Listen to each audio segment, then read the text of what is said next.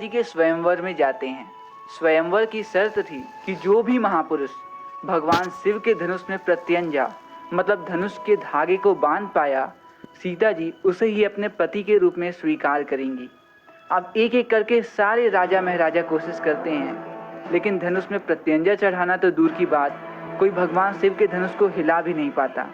आखिरकार श्री राम की बारी आती है और वो जैसे ही धनुष में प्रत्यंजा चढ़ाते हैं, धनुष टूट जाता है। धनुष टूटते ही हाहाकार मच उठता है। आसमान में बादल गरजने लगते हैं और तो और समुद्र में सुनामियां आ जाती हैं। ये देख भगवान शिव के परम भक्त परशुराम जी सब समझ जाते हैं और वो सभा में आकर कहते हैं, कौन है वो जिसने शिव के धनुष को तोड़ने का दुस्साहस किया।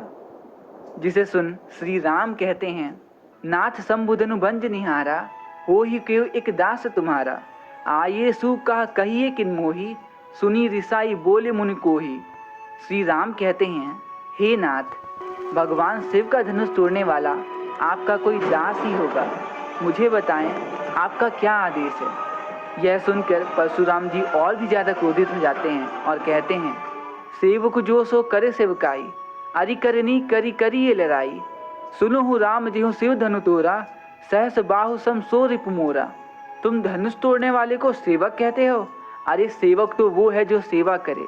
भगवान शिव का धनुष तोड़ने वाला तो शत्रु की भांति लड़ाई करने के योग्य है। सुनो राम, जिसने भी भगवान शिव का धनुष तोड़ने का दुस्साहस किया है, वो सहस बाहु की तरह मेरा दुश्मन है।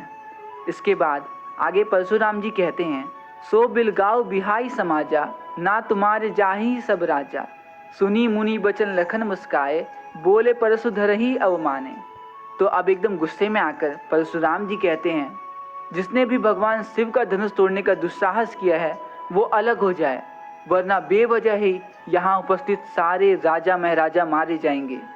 परशुराम जी की ये बातें सुनकर श्री राम के छोटे भाई लक्ष्मण जी मुस्कुराते हैं और परशुराम जी का अपमान करते हुए कहते हैं, बहु धनु ही तोरी लड़काई, कबहू न असी ऋषि कीनी गोसाई।